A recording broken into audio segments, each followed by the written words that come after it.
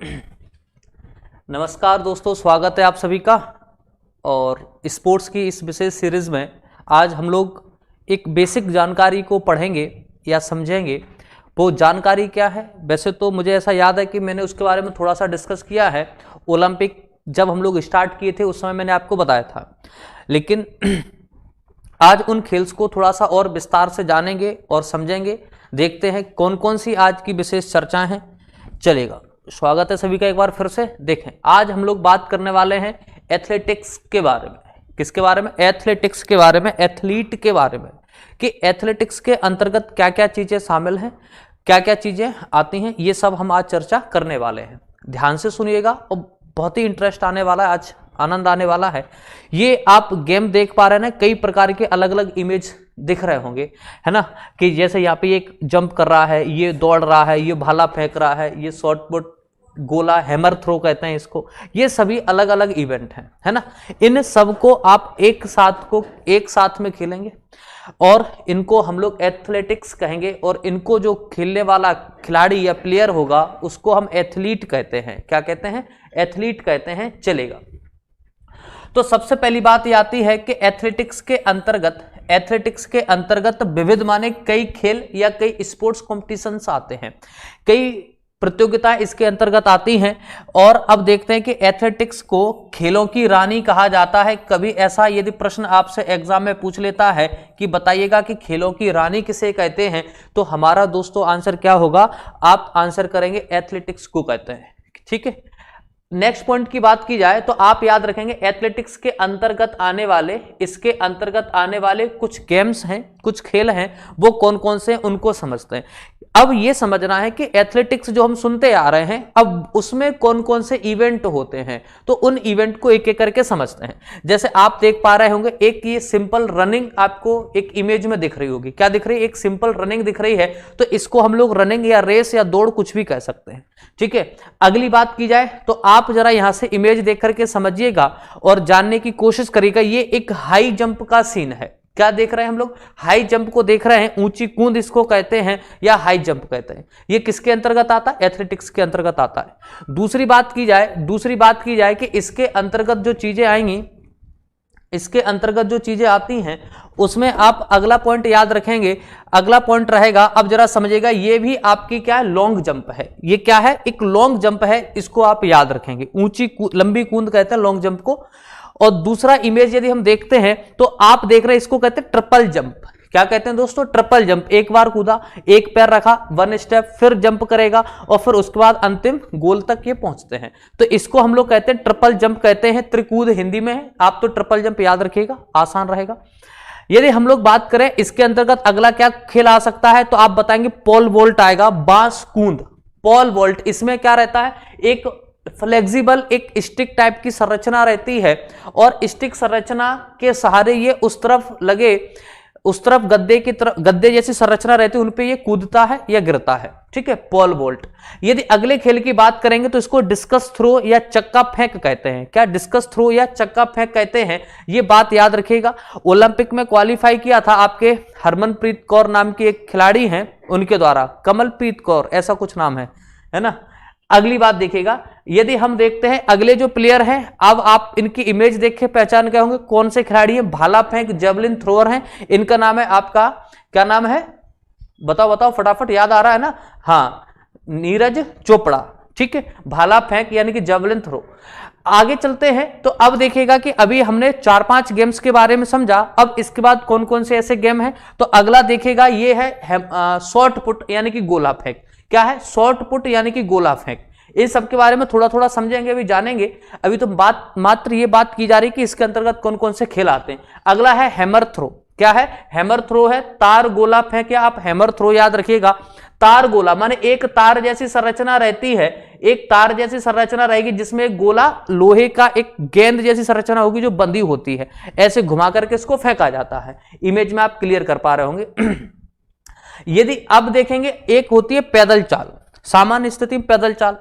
अगली बात समझें कि अब देखो ये पॉइंट हो सकता है कभी हमसे पूछे कि पहले ओलंपिक जो आपका 8वीं ईसा पूर्व में हुआ था, 8th BC में हुआ था, तो उसमें ये एकमात्र खेल था जो पहले पार्टिसिपेट किया गया था। ठीक है, ये सारी चीजें खेली गई थी।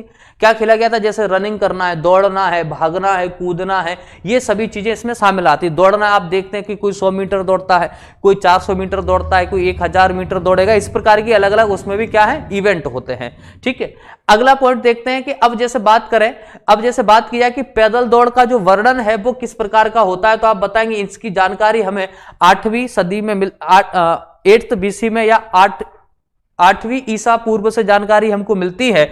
और ये जानकारी मिलेगी कहां से? तो एक पुस्तक लिखी गई है, एक किताब लिखी गई है, और होमर के द्वारा। कौन सी? होमर द्वारा एक पुस्तक लिखी गई थी, इलियड। कौन सी किताब है? इलियड एक बुक है, और इसके राइटर ऑथर कौन है? तो आप होमर बताएंगे। तो आप जरा समझिएगा, ये किताब कुछ इस तरह की है, इनके द्वारा लिखी गई थी। ठीक है, जिसमें इन सब के बारे में बहुत अच्छे से बताया गया है। यदि हम दो लोग देखते हैं कि अंतरराष्ट्रीय एथलेटिक्स एमेच्योर फेडरेशन यानी कि IAAF कब बनाया गया, तो आप बताएंगे इंटरनेशनल एथलेटिक्स एमेच्योर फेडरेशन।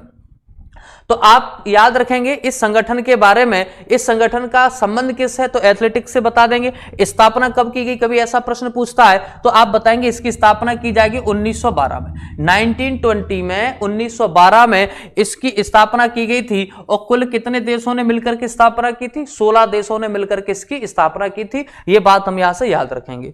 आगे की बात करते हैं तो आपसे कभी पूछेगा, बताइएगा कि इस संगठन का या इस ऑर्गेनाइजेशन का दोस्तों हेडक्वार्टर कहां है, कभी ऐसा प्रश्न पूछता है, तब आप आंसर करेंगे इसका हेडक्वार्टर है मोनाको में। कहां पे है? मोनाको में इसका हेडक्वार्टर है। कभी एग्जाम पूछे IAAF का या पूछेगा अंतरराष्ट्रीय एथलेटिक्स एमेच्योर फेडरेशन का हेडक्वार्टर कहां है, तो आंसर कर देंगे मोनाको। यह संघ प्रति, ये ऑर्गेनाइजेशन जो है प्रति यानी कि हर 4 वर्ष पर विश्व चैंपियनशिप का आयोजन कराता है। क्या कराता है? विश्व चैंपियनशिप का आयोजन कराता है। ये बात याद रखिएगा। और एक बात तो हम जानते हैं कि हमारे विश्व स्तर पे जितने भी या इंटरनेशनल लेवल पर जितने ऑर्गेनाइजेशन हैं, उनके इवेंट जो होते हैं दोस्तों, वो प्रत्येक 4-4 वर्ष के अंतराल के बाद होते हैं।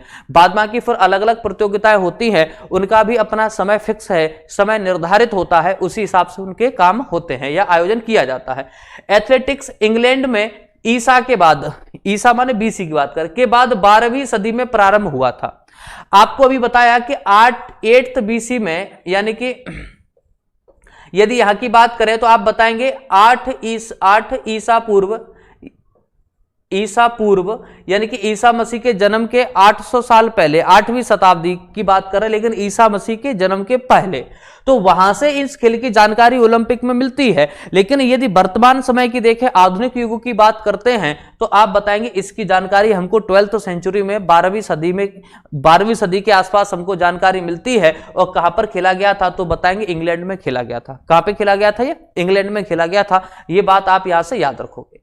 यदि हम बात करते हैं इसमें, आप देखें अब एक शब्द का प्रयोग किया जाता है, कभी कभी पूछ ले कि डेकथलॉन का संबंध क्या है या कौन कौन से खेलों से है, तो डेकथलॉन आप बताएंगे या याद रखेंगे, डेकथलॉन का संबंध जो है आपके स्पोर्ट्स से है, एथलेटिक्स से है। अब देखेंगे कि इसके अंतर्गत जो है कौन कौन से खेल आते हैं। तो सबसे पहले आप याद रखेंगे, जो इससे पहला प्रश्न आपके एग्जाम के लिए बन सकता है या आ सकता है, डेकथलॉन में पूछेगा कि कौन से प्लेयर भाग लेते हैं या पार्टिसिपेट करते हैं, तो हमेशा याद रखेंगे ये पुरुषों के लिए इवेंट है। डेकथलॉन में कौन पार्टिसिपेट करते हैं? पुरुष वर्ग के खिलाड़ी पार्टिसिपेट करते हैं। इस खेल के अंतर्गत महिलाएं शामिल या पार्टिसिपेट नहीं होती। फिर दूसरी बात, ये खेल जो है दोस्तों कितने दिनों तक चलता है? 2 दिनों तक चलता है। यानी कि पहला प्रश्न, डेकथलॉन जो खेल है उसमें कौन से प्लेयर पार्टिसिपेट करेंगे, तो बताएंगे पुरुष वर्ग के खिलाड़ी पार्टिसिपेट करते हैं। और फिर पूछता है कि बताएं यह खेल यानी कि डेकथलॉन कितने दिनों तक चलेगा, तो ये आपके 2 दिवसीय खेल है। 2 डेज तक ये अपना खेल का आयोजन किया जाता है या चलेगा। अगली बात देखें कि अब हमारे मन में बात आएगी कि इसमें कितने खेल शामिल होंगे, तो आपने शायद केमिस्ट्री वगैरह में पढ़ते हैं कि हम 10 को डेक के नाम से जानते हैं। ठीक है, तो इसके अंतर्गत कितने इवेंट होंगे, तो आप बताएंगे सर 10 इवेंट खेले जाएंगे। डेकथलॉन में कितने इवेंट होते हैं दोस्तों? 10 इवेंट होते हैं। चलो देखते हैं। यदि हम बात करते हैं तो सबसे पहले आती है आपकी लॉन्ग जंप, ऊंची कूंद, क्या कहते हैं? ऊंची कूंद कहते हैं। इसके बाद आता पोल वेल्ट, अभी आपको दिखवाया था, याद होगा। ठीक है, उसके बाद आता लंबी कूंद, ये आपकी लॉन्ग जंप हो गई। हाई जंप और लॉन्ग जंप, अच्छा ये सॉरी ये है आपकी हाई जंप है। ठीक है, इसको आप क्या कहेंगे, हाई जंप कहते हैं।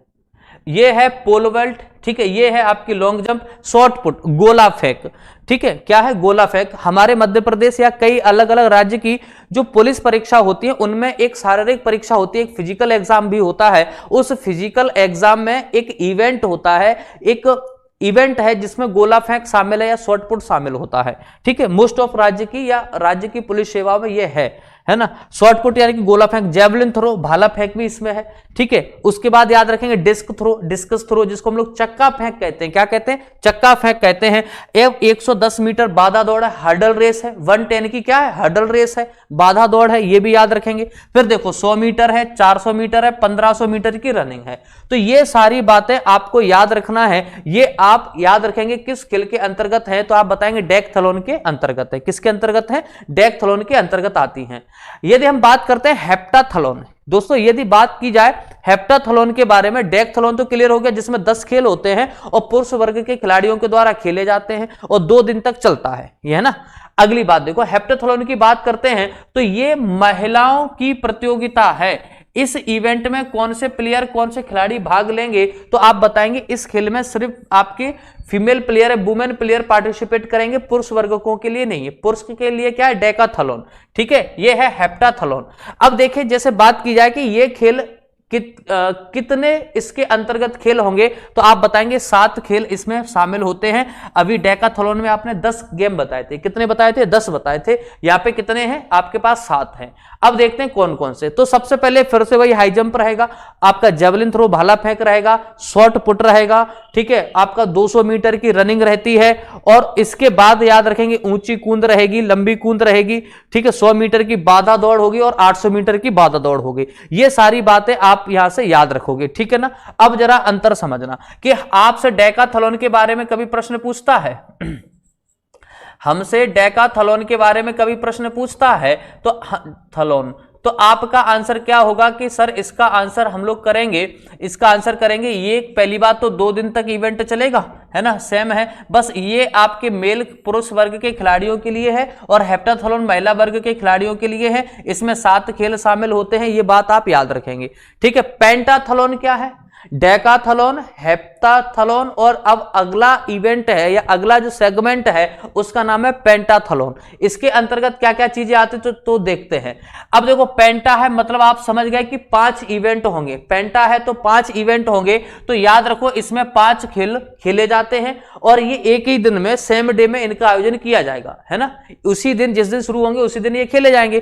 कौन कौन से, ऊंची कूद रहेगी, हाँ रहेगी, उसके बाद जेवलिन थ्रो रहेगा, बिल्कुल रहेगा, और उसके बाद आप 200 मीटर की रनिंग याद रखेंगे और उसके बाद याद रखेंगे डिस्क थ्रो, यानी कि डिस्क थ्रो कह लीजिएगा या चक्का फेंक कह लीजिएगा, कोई अंतर उतना है नहीं, ठीक है। इसके बाद याद रखें 1500 मीटर की दौड़ है। ये सभी इवेंट जो हैं आपके पेंटाथलॉन के अंतर्गत आते हैं।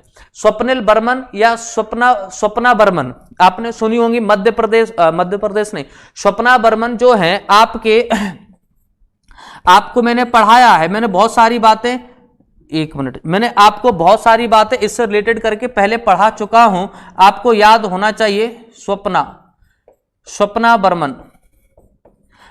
बर्मन जो है आपकी मध्य प्रदेश नहीं, पश्चिम बंगाल, वेस्ट बंगाल की रहने वाली हैं, जलपाईगुड़ी की एक खिलाड़ी हैं, जलपाईगुड़ी की, कहां की हैं दोस्तों, जलपाईगुड़ी की रहने वाली है, ये बात याद रखेंगे। अब ये बताना है कि इनकी क्या अहम भूमिका रही या इनको कौन कौन से पुरस्कार से सम्मानित किया गया है, कौन कौन से अवार्ड वगैरह से इनको सम्मानित किया गया है, कौन सा मेडल इन्होंने जीता था, ये आपको कमेंट करके बताना है। स्वप्ना बर्मन के बारे में राज्य स्टेट मैंने आपको बता दिए, ठीक है। चलिएगा आगे बढ़ते हैं। अगला बताएंगे स्टीपल चेस, बहुत इंपॉर्टेंट है। स्टीपल चेस आप जानते हैं कैसे खेला जाता है या एकाधिक प्रसिद्ध खिलाड़ियों के नाम आपको याद होंगे। तो सबसे पहले थोड़ा सा इमेज देखिएगा, इमेज में आपको थोड़ी बात क्लियर होगी कि स्टीपल चेज में कैसे खेला जाएगा। कि इसमें दोस्तों एक हर्डल होता है और हर्डल के साथ साथ पानी भी भरा होगा। और इसके सबसे बढ़िया उदाहरण आपको बताऊं, मैं क्या बताऊं कि पान सिंह तोमर, क्या याद होंगे,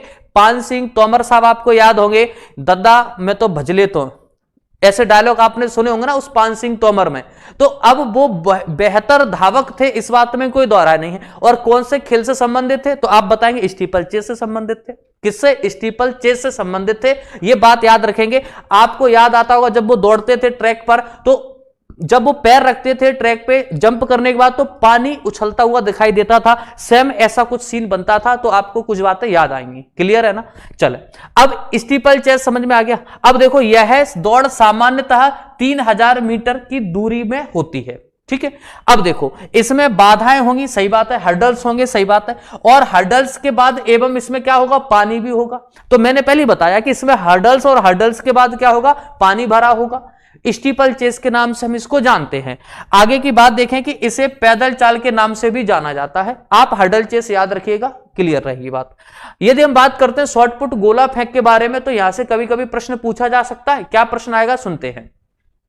शॉर्टपुट हम लोग जानते हैं कि साहब इस पे कंधे का जोर लगा करके गोले को फेंका जाता है। गोला क्या है? एक लोहे की गेंद जैसी संरचना है। गोला क्या है दोस्तों? एक लोहे की गेंद जैसी संरचना है, जिसको आपको अपने कंधे का बल या फोर्स के द्वारा एक निश्चित या तय की गई रेखा के बाहर फेंकना होता है या उस रेखा के पार फेंकना होता है।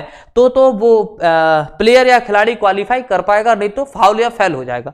ठीक है, चलेगा। अब जरा देखिएगा, इस खेल में एथलीट जो है वो धातु माने किसी भी लोहे की बनी हुई गेंद को हवा में फेंकने की कोशिश करता है या फेंकता है। ठीक है, शॉर्टपुट गोले का भार इंपोर्टेंट पॉइंट बनता है कि यदि बात करें पुरुष वर्ग के लिए जो गोला है उसका वजन जो होगा वो कितना होगा? तो आप याद रखेंगे वो 7 किलो 260 किलोग्राम का होता है।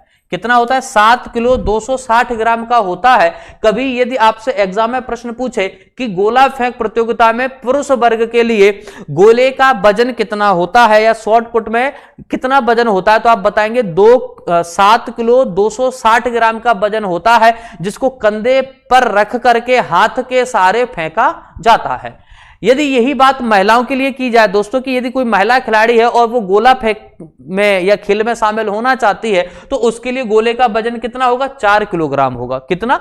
4 किलोग्राम वजन होता है। तो पुरुषों के लिए याद रखेंगे 7 किलो 260 ग्राम और महिलाओं के लिए बात याद रखेंगे 4 किलो। ठीक है ना? चलो आगे बढ़ते हैं।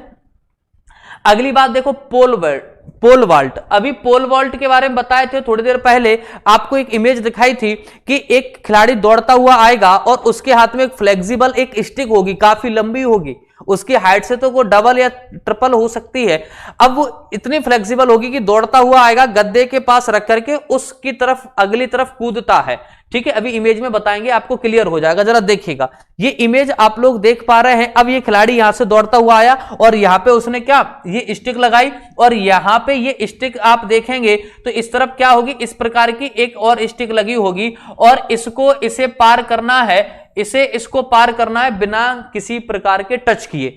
यदि आप ये बहुत बेहतर तरीके से जानते हैं दोस्तों, यहां टच कर गया इस लाइन पे तो फाउल हो जाएगा और इनको 3 अटेम्प्ट दिए जाते हैं। 3 अटेम्प्ट में इनको क्लियर करना होता है ना? चले आगे की बात देखें। अगली बात देखें कि इस खेल में एथलीट पतले डंडे के सहारे, लेकिन ये कैसा फ्लेक्सिबल स्टिक होगी मैंने बता दिया आपको, छलांग लगाता है तथा जमीन पर रखे एक गद्दे पर, उस तरफ क्या गद्दे लगे होते हैं जिससे चोट ना लगे गिरने के बाद, उन गद्दों पर जाकर के गिरता है। ठीक है, अगली बात देखो, डिस्कस थ्रो यानी कि चक्का फेंक क्या होता है, एक तस्तरी या प्लेट नुमा संरचना रहती है, उसको कह दिया डिस्कस थ्रो या चक्का फेंक। ठीक है ना? चलेगा। तो देखो ये इमेज देख पा रहे हैं ना दोस्तों, कि आप इमेज देख पा रहे हैं ना कि इसके हाथ में ये गोलाकार में एक तस्तरी नुमा एक संरचना है या डिस्क जैसी संरचना, इसको फेंकने का काम करेगा। चलो देखते हैं। इसमें तस्तरी के आकार की एक डिस्कस होती है। ठीक है, डिस्क होती है। इसे एथलीट एक हाथ से 1.5 चक्कर घूमने के बाद फेंकता है, जगह पे 1.5 चक्कर घूमने के बाद इसको फेंकता है। ठीक है, अब पूछेगा कि पुरुषों के लिए जो डिस्क होगी उसका वेट कितना होता है, तो 2 किलोग्राम की होती है। पुरुषों के लिए डिस्क का वजन कितना हो जाएगा, तो आप बताएंगे 2 किलोग्राम के आसपास होती है, यानी कि फिक्स 2 किलोग्राम की होती है। यदि यही डिस्क किसी महिला या फीमेल के द्वारा फेंका जाए, किसी महिला के द्वारा फेंका जाए, तो आप बताएंगे कि इस महिला के लिए इसका वजन आधा कर देते हैं कितना कर देते हैं, 1 किलोग्राम कर देते हैं दोस्तों। कितना कर देते हैं, 1 किलोग्राम 1 kg कर देते हैं। ये इंपॉर्टेंट पॉइंट बनता है कि बताइएगा कि पुरुष वर्ग के खिलाड़ी के लिए जो डिस्कस थ्रो की जो डिस्क या तस्तरी प्लेट कुछ भी दे उसका वजन कितना होता है, तो आंसर कर देंगे 2 किलोग्राम।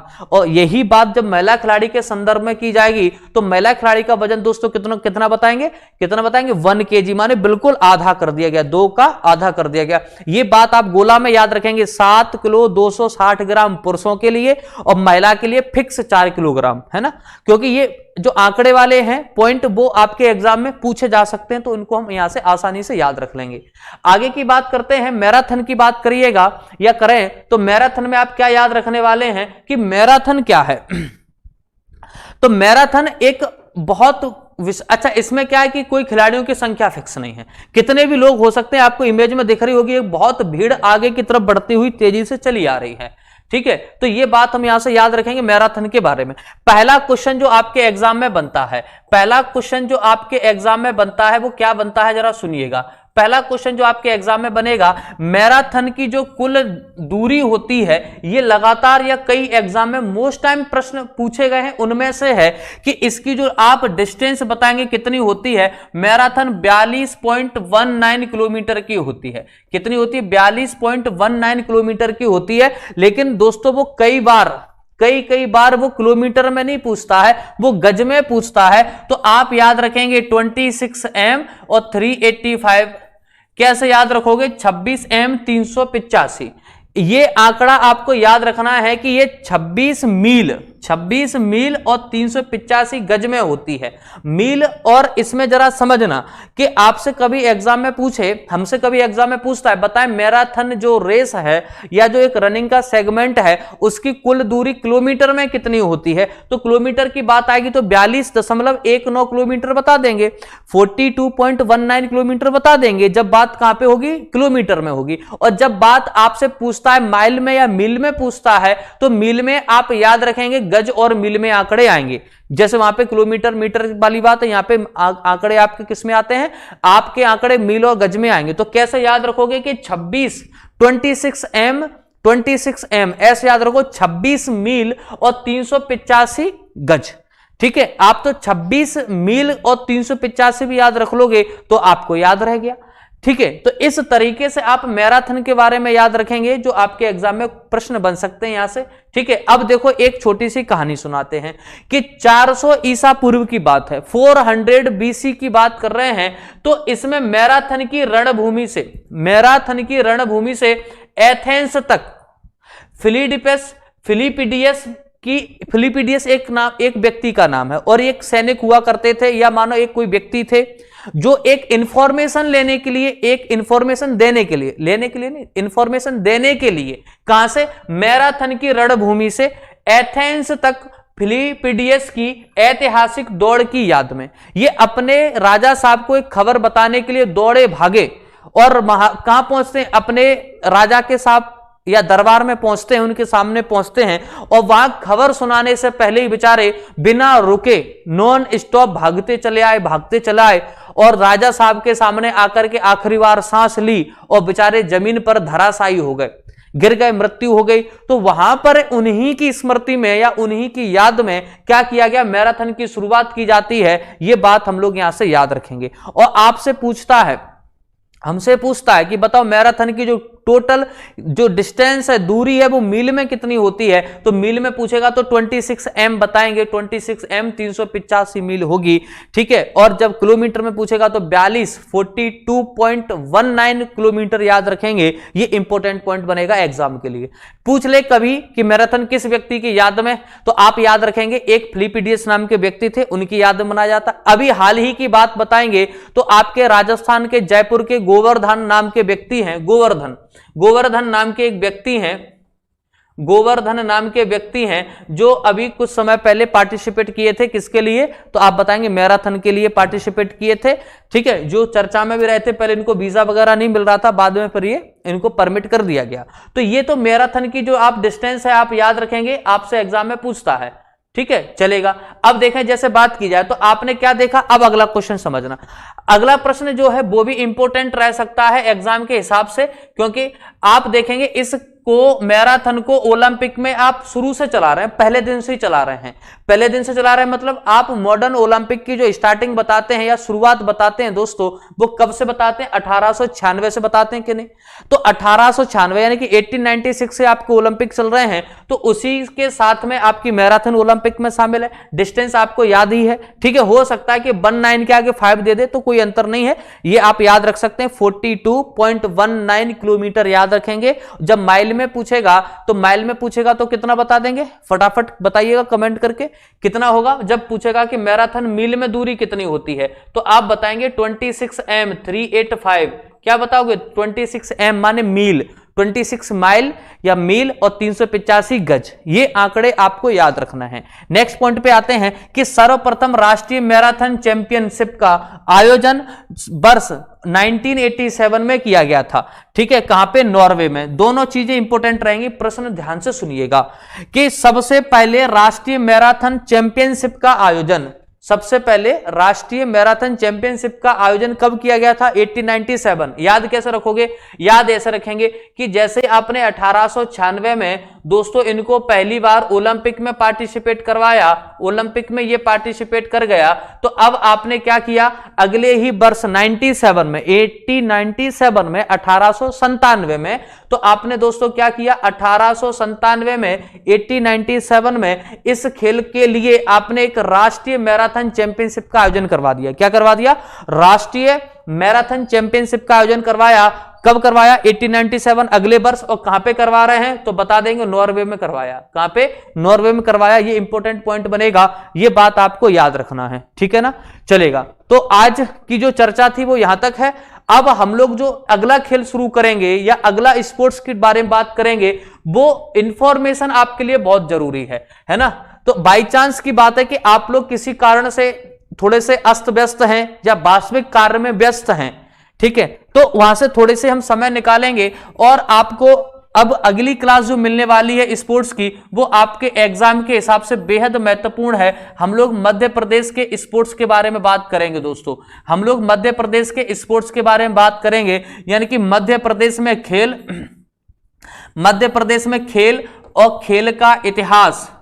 मध्य प्रदेश जी के नहीं है, मध्य प्रदेश का स्पोर्ट्स की बात कर रहे हैं, नहीं तो एमपी जी के कहीं समझ बैठे हैं आप लोग। ये हम लोग एमपी में स्पोर्ट्स की बात करेंगे तो इस स्पोर्ट्स के खेल के इतिहास की बात की जाएगी। कौन कौन से मध्य प्रदेश में ऑर्गेनाइजेशन या संगठन बने हुए हैं उनकी बात की जाएगी। उन संगठन के बाद देखेंगे कि आपके यहाँ कौन कौन सी एकेडमी है, यानी कि आप प्रशिक्षण केंद्र, कौन कौन सी एकेडमी है या कौन कौन से प्रशिक्षण केंद्र हैं, इनके बारे में बात की जाएगी, ठीक है।